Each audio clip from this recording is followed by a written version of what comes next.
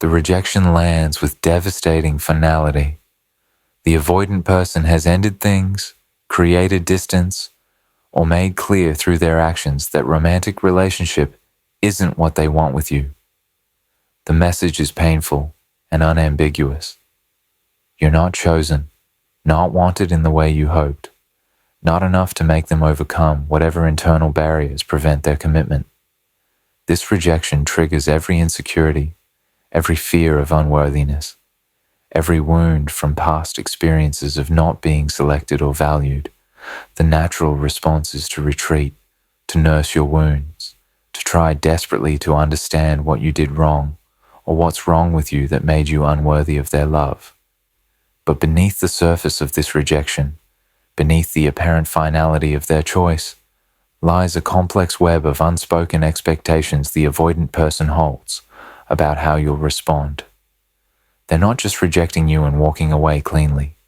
They're rejecting you while secretly hoping you'll respond in specific ways that serve their psychological needs and maintain their control over the dynamic. Understanding what the avoidant person hopes you'll do after rejecting you reveals the manipulation embedded in their behavior and provides the clarity you need to avoid falling into traps that keep you stuck in their orbit while preventing your healing.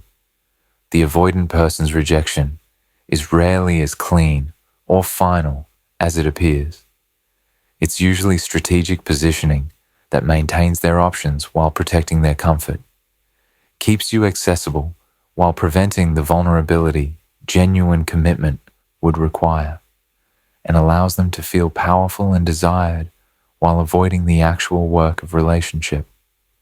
Recognizing what they hope you'll do after rejection is the key to doing the opposite, to reclaiming your power and protecting yourself from further manipulation disguised as connection. They hope you'll stay available while they explore other options. The first and perhaps most insidious hope the avoidant person holds is that you'll remain emotionally and practically available to them even after they've rejected you. This availability serves crucial function in their psychological economy. It provides insurance against the possibility that their rejection was a mistake, while requiring nothing from them in terms of commitment or consistency. The avoidant person wants to know that if their exploration of other options doesn't work out, if they discover that other people are no better, or if they eventually become ready for relationship, you'll still be there, waiting, ready to pick up where things left off. This hope manifests in specific behaviors and communications from the avoidant person after rejection. They maintain some level of contact that keeps connection alive without offering genuine relationship. They text occasionally with updates about their life or questions about yours. They like your posts on social media, signaling that they're still paying attention even though they're not committing. They suggest getting together as friends or staying in touch, framing continued contact as a mature way of handling the ending. All of these behaviors serve single purpose, keeping you in their orbit while they explore whether something better exists elsewhere. The avoidant person's need for you to remain available stems from deep insecurity they typically don't acknowledge or express. Despite their outward appearance of confidence and independence, despite their ability to walk away from relationships seemingly without difficulty, the avoidant person is actually profoundly insecure about their lovability and about whether they'll find relationship that meets their contradictory needs. They want intimacy without vulnerability, connection without dependence, partnership without the discomfort that genuine relating requires. These desires are impossible to fulfill, but the avoidant person keeps searching for the person or situation that will somehow provide them.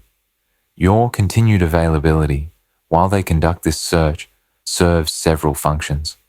First, it protects them from having to fully commit to their decision to reject you. They can tell themselves and others that they ended things, but maintaining contact means they haven't fully closed the door. This ambiguity allows them to reverse course if they change their mind without having to overcome the barrier of complete disconnection and the vulnerability of admitting they made a mistake. The door remains cracked open, requiring minimal effort to push it fully open again when and if they choose to. Second, your availability provides validation that they're desirable and important even when they're not offering anything substantive.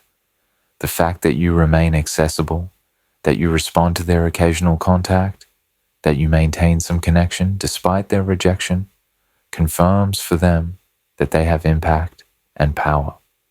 This validation feeds their ego and soothes their insecurity without requiring them to do any of the work of actual relationship. They get the benefits of mattering to you without the costs of showing up for you. Third, your continued availability allows the avoidant person to avoid feeling the full consequences of their rejection.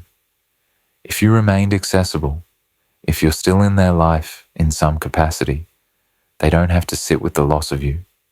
They can maintain the fiction that they haven't really lost anything, that the relationship just changed form rather than ending. This fiction protects them from grief and regret that might otherwise motivate self-examination and growth. Why examine their patterns if those patterns didn't result in actual loss? The avoidant person's hope that you'll stay available is particularly manipulative because it asks you to sacrifice your healing and forward movement for their comfort and ego.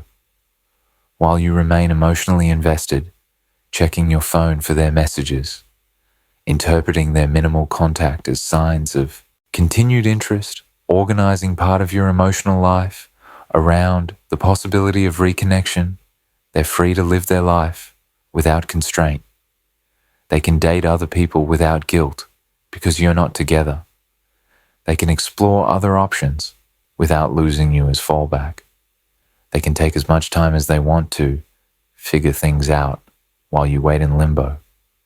This waiting while they explore prevents you from moving forward genuinely. You might date other people, but you're not fully emotionally available because part of you is still invested in the avoidant person. You might tell yourself you're moving on, but you're constantly measuring new people against the avoidant person, hoping to find someone who has their attractive qualities without their unavailability. You might claim you're over them, but you're still responding to their texts, still hoping their occasional contact means something, still available if they decided they want to try again. The avoidant person knows, consciously or unconsciously, that if you fully disconnect and genuinely move on, they lose the option of returning to you. Your complete absence would mean that if they wanted to reconnect, they would have to overcome significant barriers, reaching out after extended silence, admitting they made a mistake, proving they've changed, risking genuine rejection from you. These barriers feel insurmountable to the avoidant person, so they work to prevent them from forming by keeping you minimally engaged. The specific ways the avoidant person tries to keep you available vary, but they follow predictable patterns. They reach out during times when they're feeling lonely or uncertain, using you for emotional support without offering reciprocal support or commitment. They share vulnerable moments or struggles with you, creating intimacy that feels significant but doesn't translate into consistent connection or relationship.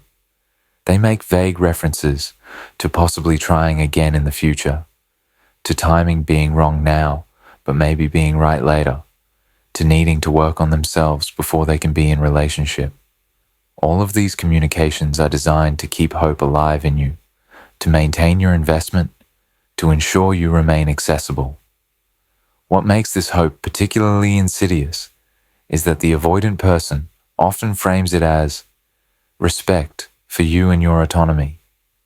They say things like, "I want you to live your life," or "I'm not asking you to wait for me," while their actions communicate exactly the opposite. They maintain contact that keeps you emotionally engaged. They provide just enough attention to keep hope alive. They create ambiguity about the finality of the rejection that prevents you from achieving closure. And when you call out this contradiction, When you point out that their behavior doesn't match their words, they claim you're misinterpreting their intentions, that they just want to stay friends, that you're reading too much into their casual contact. This gaslighting allows the avoidant person to have it both ways.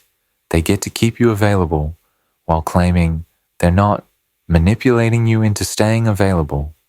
They get to maintain their option to reconnect while claiming they've released you to move on. The cognitive dissonance this creates in you is deliberate, even if unconscious on their part.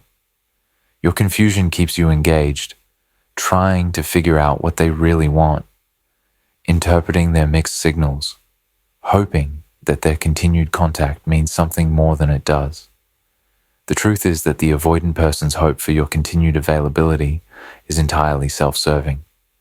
It has nothing to do with caring about you or wanting what's best for you.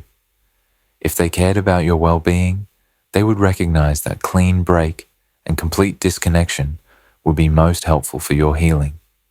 They would remove themselves from your life entirely and stay removed, allowing you the space to process the loss and move forward genuinely.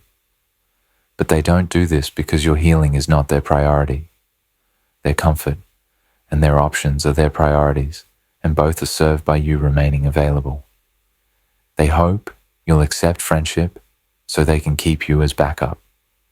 The friendship offer is one of the most common strategies the avoidant person employs after rejection, and it serves as perfect vehicle for maintaining access to you, while preventing the vulnerability and commitment that romantic relationship would require.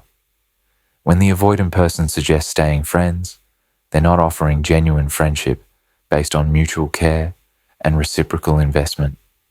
They're proposing arrangement that allows them to keep you in their life as backup option, as ego boost, as source of attention and validation that they can access when convenient without having to meet any of the obligations that romantic partnership entails. The avoidant person's hope that you'll accept friendship is rooted in their desire to avoid complete loss while also avoiding genuine commitment. Friendship provides perfect middle ground where they maintain connection without responsibility. They can still text you, still see you occasionally, still benefit from your presence and care, but without having to show up consistently, be emotionally vulnerable, or prioritize your needs in the ways romantic partnership requires. Friendship gives them access to you at their comfort level, on their terms, without the pressure they experienced in romantic relationship. This friendship offer also serves defensive function for the avoidant person's ego and self-image.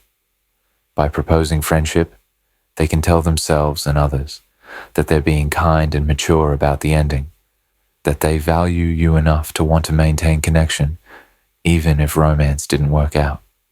This narrative protects them from seeing themselves as someone who uses people and discards them, someone whose patterns hurt others, someone who is running from intimacy. The friendship offer allows them to believe they're being considerate and thoughtful when they're actually being selfish and manipulative. What the avoidant person hopes you don't recognize is that friendship with someone you have romantic feelings for is not actually friendship. It's continued romantic investment without reciprocation, continued hope without commitment, continued emotional labor without reward. True friendship is relationship complete in itself, where both people's needs are being met through the friendship and neither person is secretly hoping for more. But friendship with the avoidant person after romantic rejection is fundamentally imbalanced dynamic, where you're managing your romantic feelings while pretending to be satisfied with friendship, and they're benefiting from your continued presence while feeling none of the pressure that romance entailed. The avoidant person knows, at some level, that accepting their friendship offer means you're not really over them. If you had genuinely moved on, if you had processed the rejection and released your romantic feelings, you would likely have no interest in maintaining friendship with them. The fact that you accept friendship signals to them that you're still emotionally invested, still hoping that friendship might evolve back into romance, still available to them in ways that serve their needs. This knowledge gives them power and control that they wouldn't have if you cut contact completely. The friendship that develops after you accept their offer typically follows predictable pattern that serves the avoidant person while preventing your healing. You make most of the effort to maintain contact because you're the one who's still invested. You're available when they reach out, but they're often unavailable when you need them. You provide emotional support when they're struggling, but they're not present for your difficulties. You organize your schedule to accommodate seeing them, but they cancel or reschedule when something better comes along. The imbalance that characterized the romantic relationship continues in the friendship, just with less justification for you to complain about it, because we're just friends. This friendship arrangement also allows the avoidant person to keep you as backup option if and when they decide they want romantic relationship again. They can monitor your life through the friendship, observing whether you're dating anyone, whether you seem to be moving on, whether you're still emotionally available to them. If they see you beginning to genuinely move forward, if they sense you developing real interest in someone else, they can activate pursuit behaviors that draw you back in. They can suggest trying the romantic relationship again, having realized what they had with you, having done some growing, being ready now for what they couldn't handle before. But this renewed romantic interest, if it comes, is almost always triggered by fear of losing you, rather than by genuine development of capacity for relationship. The avoidant person hasn't done the work to change their patterns. They're simply responding to threat of loss by temporarily pursuing. And once that threat is neutralized by your renewed investment, they'll return to their usual patterns of withdrawal and emotional unavailability. The friendship arrangement makes this cycle possible by keeping you accessible and invested, preventing clean break that would protect you from being drawn back into dynamics that don't serve you. The avoidant person's hope that you'll accept friendship also reveals their fundamental lack of respect for your needs and boundaries. They're asking you to accept relationship structure that serves them while disregarding how it affects you. They're expecting you to manage your romantic feelings and accept lesser form of connection because it's more comfortable for them. They're prioritizing their desire to keep you in their life over your need to heal and move forward. This self-centeredness is consistent with avoidant patterns, but accepting their friendship offer enables it, rather than challenging it. What you need to understand is that accepting friendship with the avoidant person after romantic rejection is choosing to remain in dynamic that will prevent your healing and keep you unavailable for genuine partnership with someone else. Every hour you spend with them as friend is hour you're not spending fully moving on. Every text conversation you have with them is conversation that keeps you emotionally engaged with someone who rejected you. Every time you see them and manage your romantic feelings while pretending to be satisfied with friendship, you're reinforcing patterns that keep you stuck. The avoidant person hopes you'll accept friendship because it's the arrangement that serves them best. But what serves them least, what actually protects you and gives you best chance of healing and moving forward, is complete disconnection. No contact, no friendship, no staying in touch to see how they're doing. Clean break that allows you to fully feel the loss, process the grief, and eventually open yourself to new possibilities without the avoidant person's presence preventing genuine forward movement. This is what they hope you won't do, which is exactly why it's what you should do. They hope you'll wait without pressure, while they figure things out. One of the most common narratives the avoidant person offers after rejection is that they need time to figure themselves out, to work on their issues, to get to a better place before they can be in relationship. This framing makes their rejection seem like mature self-awareness rather than avoidance and dysfunction. It suggests that the problem isn't compatibility or lack of feelings, but rather their own internal state that needs improvement before they can show up as partner. And embedded in this narrative is implicit hope that you'll wait while they do this supposed internal work, remaining available for when they've completed their self-improvement journey. This hope that you'll wait is rarely stated explicitly, because explicit request would require the avoidant person to acknowledge that they want to keep you as option, that they're asking you to put your life on hold for indefinite period, while they maybe, possibly, work on becoming capable of relationship. Instead, the hope remains unspoken, but communicated through various indirect means. The avoidant person maintains contact that keeps you updated on their life and their supposed progress. They make vague references to future possibilities once they're in better place.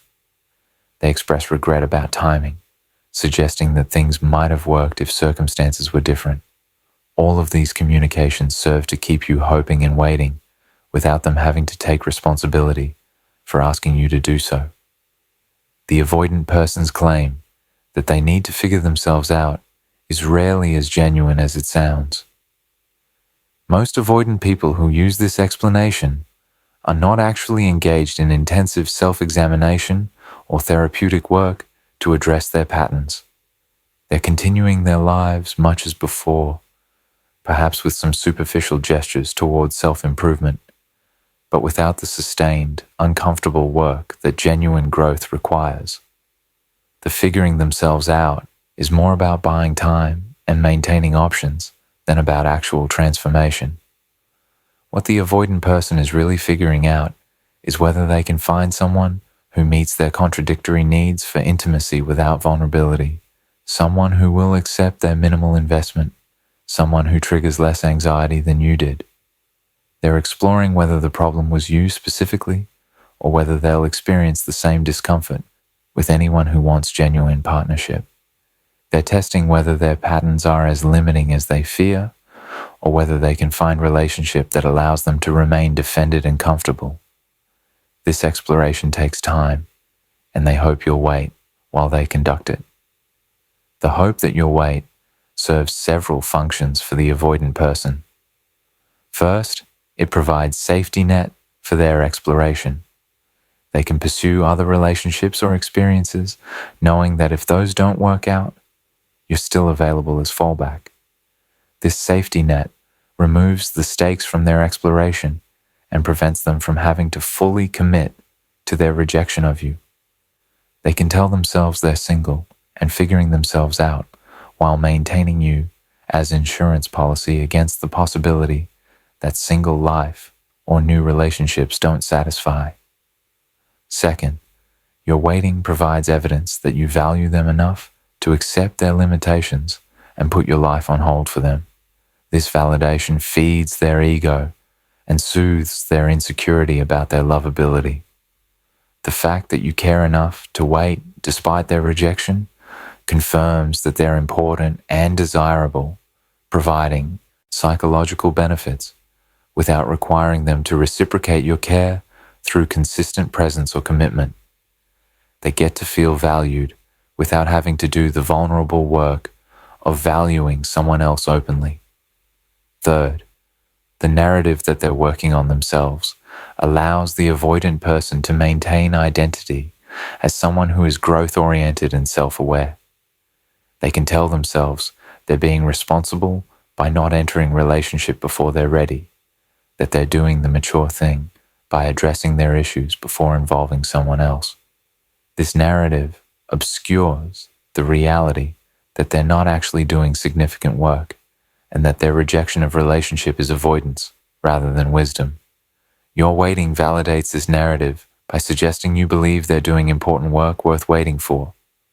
What makes this hope particularly manipulative is that there's no timeline, no clear endpoint to the waiting period.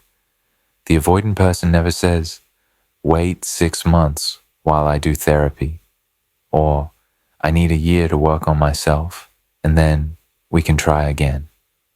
The time frame is deliberately vague because specificity would create accountability. If they set a timeline and didn't actually do the work or become ready by the specified date, they would be exposed as having manipulated you with false promises. Vagueness allows them to keep you waiting indefinitely while never being held accountable for failing to progress. The avoidant person also hopes you'll wait without expressing needs or expectations that would pressure them. They want you to be patient, understanding, supportive of their journey, but not to ask when they'll be ready or what specific work they're doing. They want you to wait quietly in the background of their life while they figure things out at their own pace, but they don't want to feel guilty about your waiting or responsible for the time you're sacrificing. This is an impossible and unfair request that reveals the fundamental self-centeredness of their hope. The reality is that the avoidant person who claims they need to figure themselves out before being in relationship is rarely doing work that will actually change their capacity for intimacy. Genuine transformation of attachment patterns requires sustained therapeutic work, willingness to examine painful experiences and defensive patterns, practice with vulnerability in safe contexts, and time measured in years rather than months. Most avoidant people never undertake this work because it requires the very vulnerability they're organized around avoiding. They remain stuck in patterns that feel safe and familiar, occasionally having insights about their limitations, but never translating those insights into behavioral change. If the avoidant person does eventually reach out after a period of supposed self-work, what you'll typically find is that they haven't fundamentally changed. They might have some new language for their patterns, might be able to articulate their issues more clearly, might have read some books or done some therapy. But their capacity for sustained vulnerability, for consistent presence, for the discomfort that genuine intimacy requires, remains fundamentally unchanged. They're the same person with slightly more self-awareness, but without the actual transformation that would make relationship with them any different than it was before. Your waiting is not helping the avoidant person grow. If anything, it's hindering their growth by removing consequences that might motivate genuine change. When you wait, when you remain available despite their rejection, you're communicating that their patterns are acceptable enough that they don't need to change them. You're showing them that they can reject you and you'll still be there, that they can avoid commitment and you'll still wait, that they can prioritize their comfort over the relationship and you'll still accept them. These are precisely the wrong messages if you want them to actually examine their patterns and do the difficult work of changing them. They hope you'll prove your worth by accepting their rejection gracefully. The final hope the avoidant person holds after rejecting you is that you'll respond to the rejection in ways that prove you're mature, emotionally stable, and worthy of potential future consideration. They hope you'll accept the rejection with grace and dignity, that you won't express anger or hurt too intensely, that you won't make the ending messy or uncomfortable for them. They want you to demonstrate that you understand and accept their decision, that you respect their boundaries, that you're capable of handling difficult emotions without becoming unstable or vindictive. This hope serves several functions, all of which center on the avoidant person's needs rather than yours. First, graceful acceptance of rejection protects the avoidant person from feeling guilty or responsible for the pain they've caused. If you respond to rejection with dignity, not expressing the full depth of your hurt or anger, the avoidant person can tell themselves that you're fine, that they didn't really hurt you that badly, that the ending was mutual and mature rather than their unilateral decision that devastated you. This narrative protects them from confronting the impact of their patterns on others and from sitting with the guilt that might motivate self-examination. The avoidant person's hope for graceful acceptance also reflects their deep discomfort with others' intense emotions. Throughout the relationship, your emotional expressions likely felt overwhelming to them, triggering their defenses and driving their withdrawal. After rejection, they hope you won't subject them to the emotional intensity of your grief, anger, or confusion. They want the ending to be clean and calm, preferably with you taking responsibility for your own emotional processing without involving them in it. This desire for emotional tidiness reveals their continued prioritization of their comfort over your needs.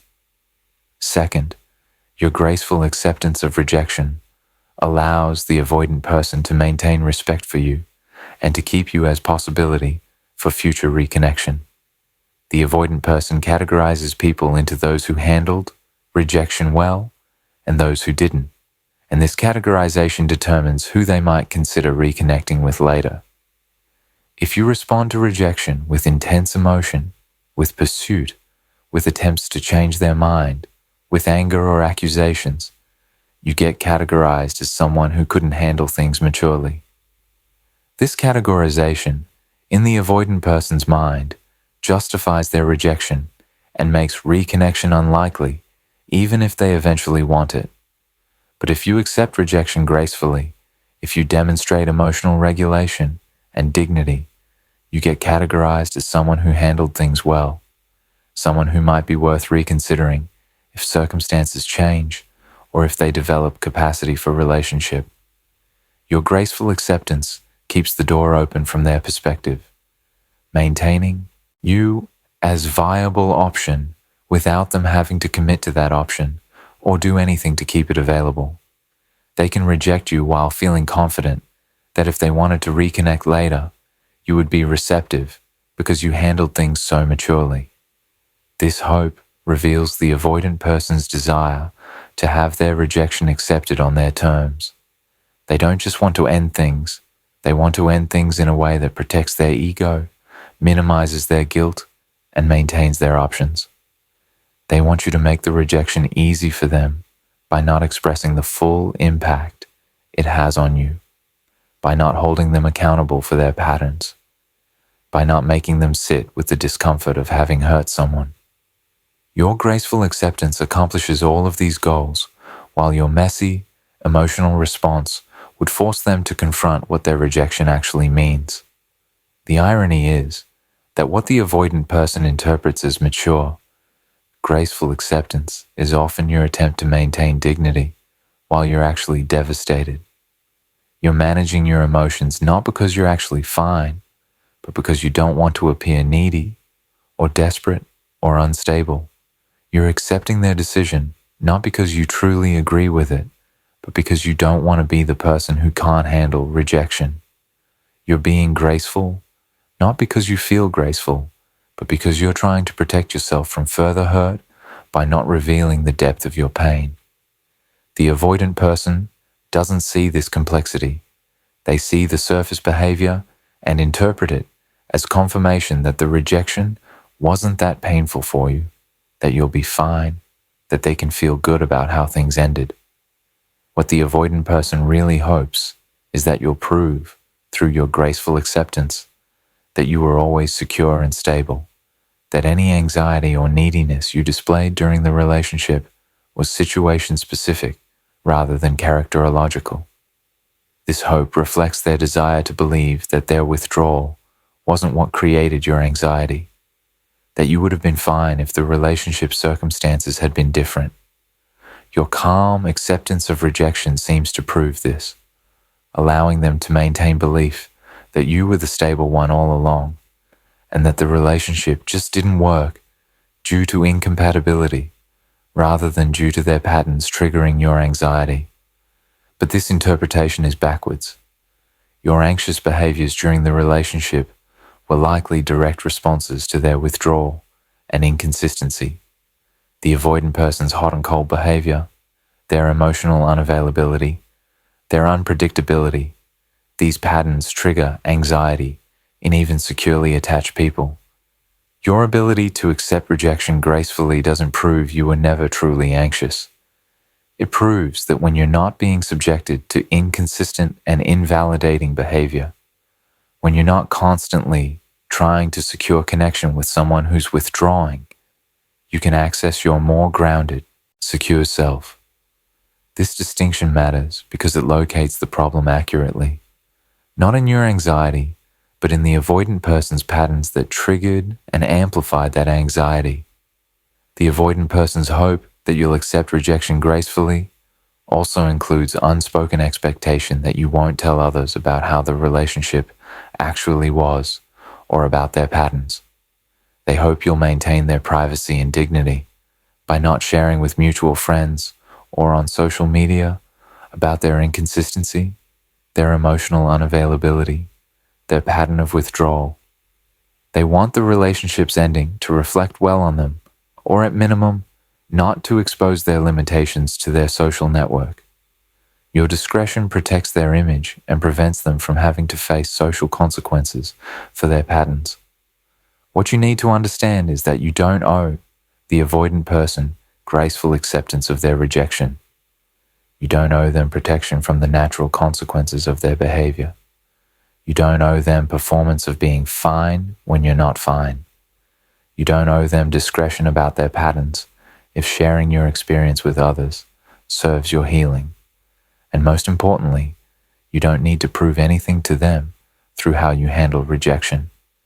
Your worth is not determined by whether you can accept rejection without expressing pain, anger, or disappointment.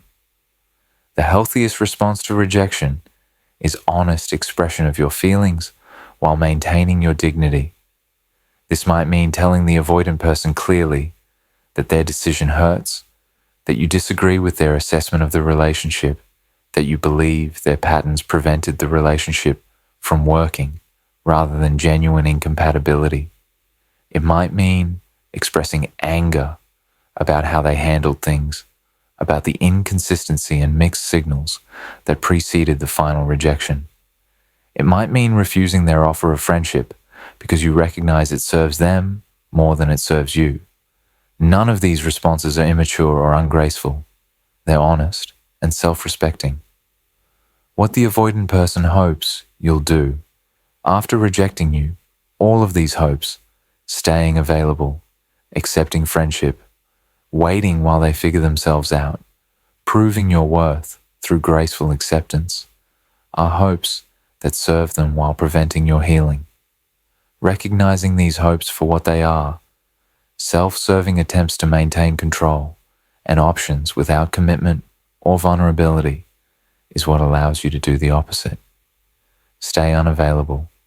Decline friendship. Don't wait. Express your authentic feelings about the rejection without concern for how they perceive you. These choices protect you, honor your healing, and refuse to enable the very patterns that made the relationship impossible in the first place.